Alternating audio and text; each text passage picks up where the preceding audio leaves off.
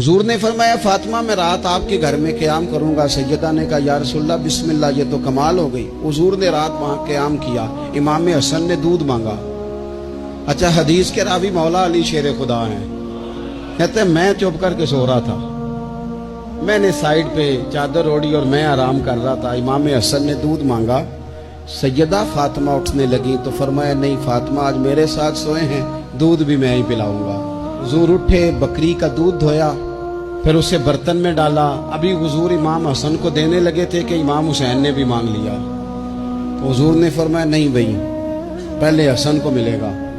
तो हजरत फातिमा रज़ी अल्लाह ताला अन्हा अर्ज करने लगी या रसूलल्लाह लगता है हसन से ज्यादा प्यार है। फरमाया नहीं फातिमा, प्यारे दोनों ही बड़े हैं, पर मांगा पहले हसन ने है ना, मांगा पहले हसन ने। फिर हुजूर फरमाने लगे, हजरत अली फरमाते कहते हुजूर फरमाने लगे फातिमा तू भी, मैं भी, हसन भी, हुसैन भी, और ये जो सो रहा है। कहते मैं तो चादर ओढ़ी हुई थी ना। फरमाया फातिमा मैं भी, तू भी, हसनैन भी, और ये जो सो रहे हैं, फरमाया सारे मिल के जन्नत में दाखिल होंगे।